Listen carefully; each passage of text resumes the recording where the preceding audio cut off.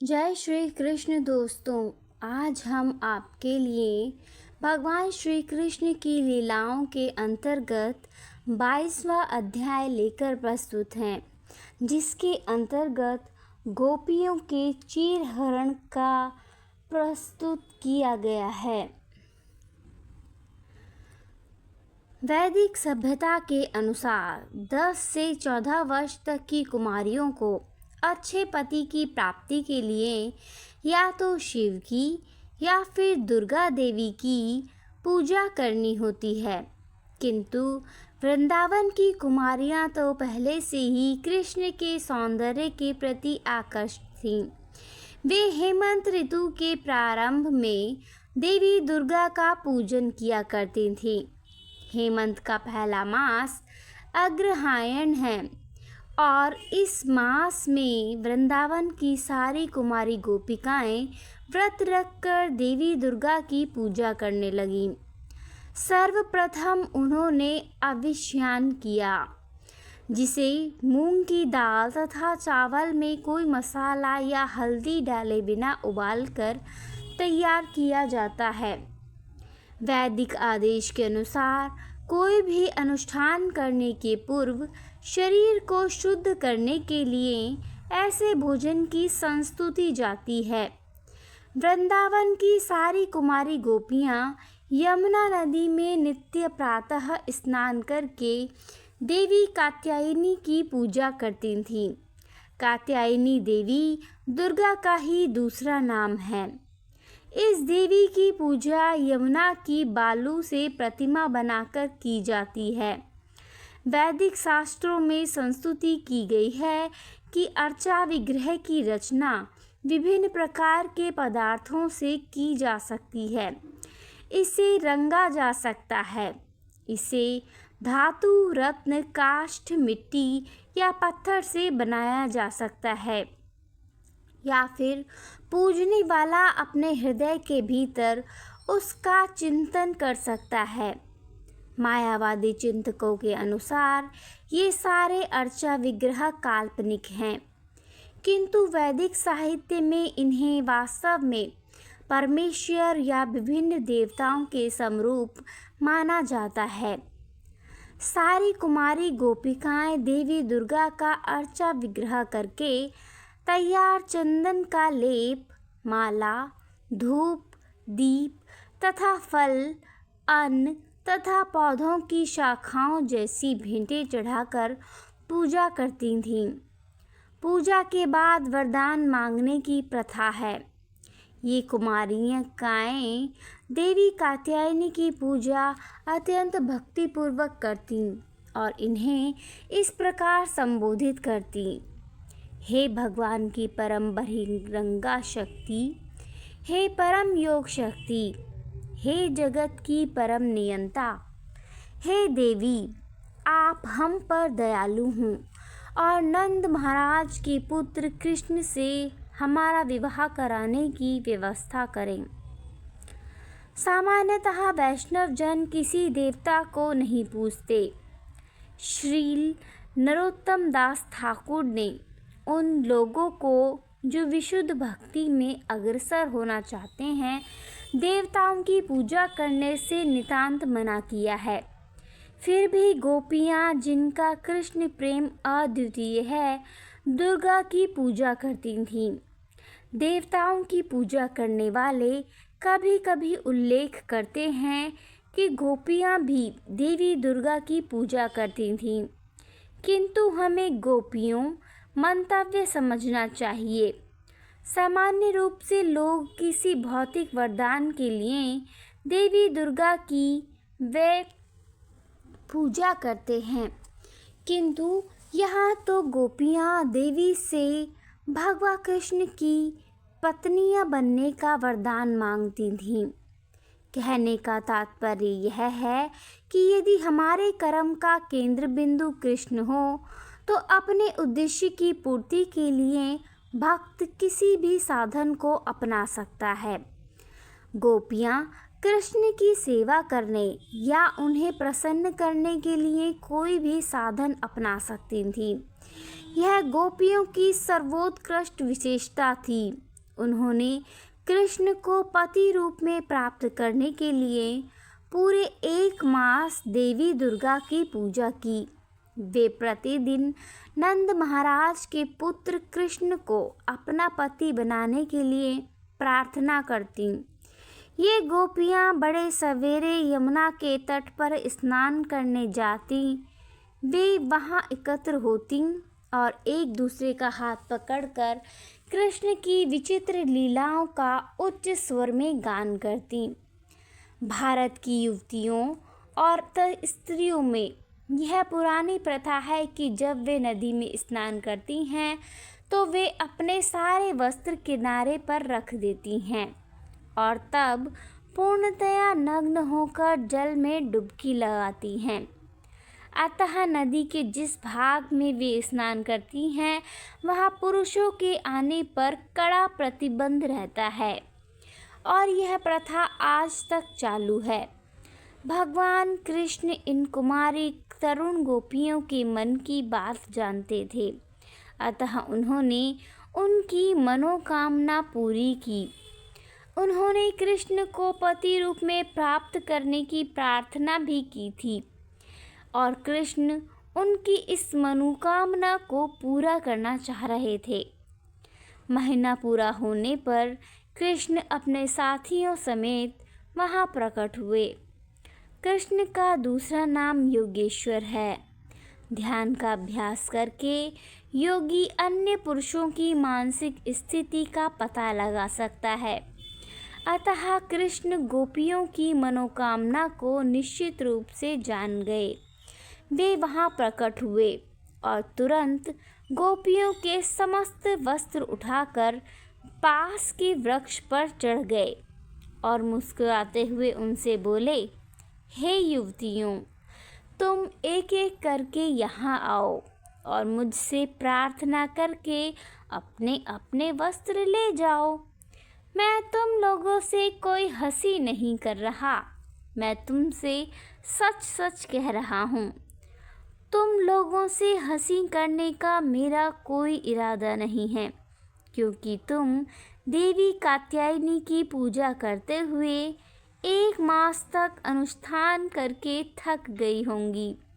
हाँ, तुम सब एक साथ यहाँ मत आओ, तुम अकेले अकेले आओ और मैं तुम में से प्रत्येक को तुम्हारे पूर्ण सौंदर्य के साथ देखना चाहता हूँ, क्योंकि तुम क्षीण कटी वाली हो। मैंने तुम सबों से एक एक करके आने के लिए कहा है, अतः मेरी आज्ञा का पालन करो। जब जल के भीतर स्थिर कुमारियों ने कृष्ण के ऐसे परिहास भरे शब्द सुने तो वे एक दूसरे की ओर देख देख कर हंसने लगी। वे कृष्ण के इस निवेदन को सुनकर परम प्रसन्न हुई, क्योंकि वे पहले से उन्हें करती थीं। वे लज्जावश एक दूसरे की ओर देखती रहीं, किंतु जल से निकलकर बाहर न आईं, क्योंकि वे नग्न थीं। उन्हें अधिक काल तक जल के भीतर रहने से ठंड सताने लगी, जिससे वे थरथराने लगी। फिर भी गोविंद के मोहक तथा परिहासपूर्ण वचन सुनकर उनके मन परम प्रसन्नता से अशांत होने लगे। वे कृष्ण से कहने लगीं, हे नंदलाल, हमसे इस प्रकार की हंसी न करो, यह हमारे साथ घोर अन्याय है। तुम नंद महाराज के पुत्र होने के कारण अत्यंत प्रतिष्ठित हो और हमें अत्यंत प्रिय हो, किंतु तुमको इस समय हमारे साथ ऐसा परिहास नहीं करना चाहिए, क्योंकि हम ठंडे जल के कारण ठिठुर रही हैं। कृपा करके हमें तुरंत हमारे वस्त्र दे दो, अन्यथा हमें कष्ट होगा। वे पुनः कृष्ण से अत्यंत विनीत भाव से कहने लगी, हे श्याम सुंदर, हम तुम्हारी शाश्वत दासी हैं। तुम हमें जो भी आज्ञा दोगे उसे हम बिना हिचक के करने के लिए बाध्य हैं, क्योंकि हम उसे अपना पुनीत कर्तव्य समझती हैं। किंतु यदि तुम हमारे समक्ष ऐसा प्रस्ताव रखोगे जिसे संपन्न करना असंभव हो, तो यह समझ लो कि हमें नंद महाराज से तुम्हारी शिकायत करनी पड़ेगी। यदि नंद महाराज उस पर कोई कार्यवाही नहीं करेंगे तो हम तुम्हारे इस दुर्व्यवहार को राजा कंस से कह देंगी। कुमारी गोपिकाओं की यह विनती सुनकर कृष्ण ने कहा, हे बालिकाओं, यदि तुम अपने को मेरी शाश्वत सेविका मानती हो और मेरी आज्ञा का पालन करने के लिए सदैव तैयार रहती हो, तो मेरी यह विनती है कि तुम प्रसन्न मुख एक एक करके यहाँ आओ और अपने अपने वस्त्र ले जाओ। यदि तुम नहीं आती और मेरे पिता से शिकायत करोगी तो मैं कोई परवाह नहीं करूँगा, क्योंकि मैं जानता हूँ कि मेरे पिता वृद्ध हैं और मेरे विरुद्ध वे कुछ भी नहीं कर सकते। जब गोपियों ने देखा कि कृष्ण दृढ़ संकल्प हैं, तो उनके पास आज्ञा पालन के अतिरिक्त कोई चारा न था। वे एक एक करके जल से निकलकर बाहर आईं, किंतु पूर्ण नग्न होने के कारण अपनी नग्नता छिपाने के लिए वे अपने गुप्तांगों पर अपना बायां हाथ रखे थीं। ऐसी मुद्रा में वे थरथरा रही थीं। उनके इस सरल स्वभाव के कारण कृष्ण उन पर प्रसन्न हो गए। इस प्रकार जिन कुमार गोपियों ने कृष्ण को पति रूप में पाने के लिए कात्यायनी से प्रार्थना की थी, वे सब प्रसन्न हो गईं। कोई भी स्त्री अपने पति के अतिरिक्त अन्य किसी पुरुष के समक्ष नंगी नहीं हो सकती। ये अविवाहित गोपिकाएं कृष्ण को पति रूप में प्राप्त करना चाहती थीं और कृष्ण ने उनकी इच्छा इस तरह पूरी की। वे उनसे प्रसन्न होकर उनके वस्त्रों को अपने कंधे में डालकर इस प्रकार बोले, हे बालिकाओं, तुमने यमुना नदी के भीतर नग्न होकर बहुत बड़ा अपराध किया है। इस कारण यमुना के अधिष्ठाता वरुण देव तुम लोगों से अप्रसन्न हो गए हैं। अतः तुम सब हाथ जोड़कर वरुण देव के समक्ष झुककर प्रणाम करो, जिससे वे तुम्हारे इस अपराध कार्य को क्षमा कर दें। गोपियाँ अत्यंत सरल जीवात्माएं थीं और कृष्ण जो भी कहते वे उसे सत्य मान लेतीं। अतः वरुण देव के कोप से मुक्त होने और अपनी मनोकामना की पूर्ति करने एवं अंततः आराध्य देव कृष्ण को प्रसन्न करने के लिए उन्होंने तुरंत उनकी आज्ञा मान ली। इस तरह वह कृष्ण की सर्वोच्च प्रेमिकाएं तथा उनकी परम आज्ञाकारिणी दासियां बन गईं। गोपियों की कृष्ण भक्ति की कोई बराबरी नहीं कर सकता। वास्तव में गोपियों को वरुण या अन्य किसी देवता की कोई परवाह न थी। वे तो केवल कृष्ण को प्रसन्न करना चाहती थीं। कृष्ण गोपियों के सरल आचरण से अत्यधिक प्रभावित तथा प्रसन्न थे। अतः उन्होंने तुरंत ही उनके वस्त्र वापस कर दिए। यद्यपि कृष्ण ने इन तरुण गोपिकाओं को ठगा था और उन्हें अपने समक्ष नग्न खड़ा रखा था तथा उनसे परिहास का आनंद लुटा था। यद्यपि उन्होंने उन सबको पुतलिकाएं समझकर उनके वस्त्र चुरा लिए थे, तो भी वे उन सब से प्रसन्न थीं। उन्होंने कभी भी उनकी कोई शिकायत नहीं की। गोपियों की इस मनोभाव का वर्णन चैतन्य महाप्रभु की इस प्रार्थना में मिलता है, हे भगवान कृष्ण, आप चाहे मुझे प्यार करें या अपने पैरों के नीचे रौंद दें या मेरे समक्ष प्रकट न होकर मुझे भग्न हृदय कर दें। आपको जो भाए सो करें, क्योंकि आपको पूरी छूट है। किंतु तो भी आप मेरे स्वामी हैं, मेरा कोई आराध्य नहीं है। कृष्ण के प्रति गोपियों का ऐसा मनोभाव, कृष्ण उनसे प्रसन्न थे। और चूंकि वे उन्हें सभी प्राप्त अपने पति रूप में करना चाहती थीं, अतः उन्होंने उनसे कहा, हे शिष्ट बालिकाओं, मैं अपने प्रति तुम्हारी इच्छा से परिचित हूँ। यह भी जानता हूँ कि तुमने कात्यायनी देवी की पूजा क्यों की। मैं तुम्हारे इस कार्य का पूरा अनुमोदन करता हूँ। जिस किसी की पूर्ण चेतना भले ही काम वासना में रहकर ही क्यों ना मुझ में तल्लीन रहती हो, उच्च पद प्राप्त करता है। जिस प्रकार भुना हुआ बीज नहीं उग सकता, उसी प्रकार मेरी प्रेम भक्ति के प्रसंग में कोई भी इच्छा सकाम फल नहीं देती, जैसा कि सामान्य कर्म में होता है। ब्रह्म संहिता का एक कथन है, कर्माणि निर्दहति किंतु च भक्ति भाजाम। प्रत्येक मनुष्य अपने कर्मों से बंधा है। चूंकि भक्त भगवान को प्रसन्न करने के लिए ही कर्म करते हैं, अतः उन्हें ऐसे कर्म फल भोगने नहीं पड़ते। इसी प्रकार कृष्ण के प्रति गोपियों का मनोभाव यद्यपि वासना में जान पड़ता है, किंतु उसे सामान्य स्त्रियों की काम इच्छाओं के समान नहीं समझना चाहिए। इसका कारण कृष्ण ने स्वयं बताया है। कृष्ण की भक्ति हेतु किए गए कर्म किसी भी कर्म फल से परे हैं। कृष्ण ने आगे कहा, हे गोपियों, मुझे पति रूप में पाने की तुम्हारी इच्छा पूरी होगी, क्योंकि तुम सबों ने इसी इच्छा से देवी कात्यायनी की पूजा की है। मैं वचन देता हूँ कि मैं तुम सबसे अगली शरद ऋतु में मिलूँगा और तुम अपने पति रूप में मेरे साथ आनंद भोग सकोगी।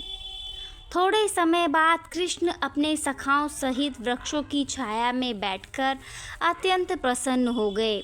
चलते समय उन्होंने वृंदावन वासियों को संबोधित किया, हे स्तोक कृष्ण, हे वत्रूथप, हे भद्रसेन, हे सुदामा, हे सुबल, हे अर्जुन, हे विशाल, हे ऋषभ, जरा वृंदावन के इन परम भाग्यशाली वृक्षों को तो देखो। इन्होंने परोपकार में अपना जीवन उत्सर्ग कर दिया है। ये अकेले अकेले अंधड़, वर्षा की झड़ी, प्रचंड आतप तथा बेधने वाली शीत जैसे प्राकृतिक प्रकोपों को सह लेते हैं, किंतु ये हमारे श्रम को हरने तथा हमें शरण देने में अत्यंत सतर्क रहते हैं। मेरे विचार से ये वृक्षों के रूप में इस जन्म में धन्य हैं। ये दूसरों को शरण देने में इतने सतर्क रहते हैं कि वे उन सहृदय तथा दानी व्यक्तियों के समान हैं, जो पास आने वाले किसी व्यक्ति को भी दान देने से इनकार नहीं करता। ये वृक्ष किसी को भी छाया देने से इनकार नहीं करते। ये मानव समाज को विविध प्रकार की सुविधाएं प्रदान करते हैं, जैसे पत्तियां, फूल, फल, छाया, मूल, जड़, सुगंध तथा ईंधन। ये उदात्त जीवन के सर्वोत्तम उदाहरण हैं। ये उन उदार व्यक्तियों के समान हैं जिन्होंने अपना सर्वस्व, अपना तन, मन, कर्म, बुद्धि तथा वाणी समस्त प्राणियों की भलाई में अर्पित कर दिया है।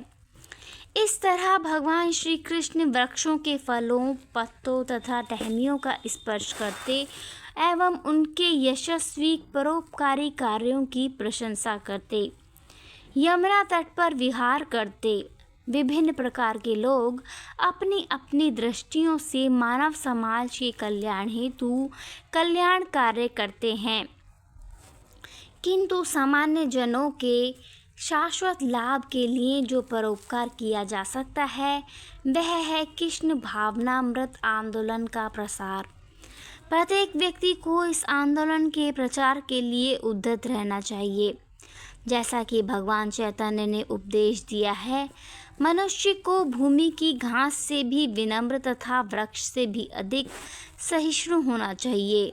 स्वयं भगवान कृष्ण ने वृक्षों की सहिष्णुता का वर्णन किया है और जो लोग कृष्ण भावना अमृत का उपदेश देते हैं उन्हें भगवान कृष्ण तथा चैतन्य की प्रत्यक्ष गुरु परंपरा से शिक्षा ग्रहण करनी चाहिए।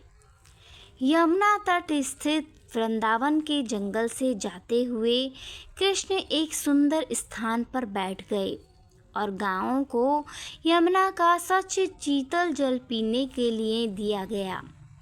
थक जाने के कारण कृष्ण, बलराम तथा ग्वालों ने भी पानी पिया। कृष्ण ने गोपियों को यमुना में स्नान करते देखने के बाद शेष प्रातः काल लड़कों के साथ बिताया। इस प्रकार लीला पुरुषोत्तम भगवान श्री कृष्ण के अंतर्गत गोपियों का चीरहरण नामक 22वें अध्याय का भक्ति वेदांत तात्पर्य पूर्ण हुआ। जय श्री हरि, जय श्री हरि। धन्यवाद।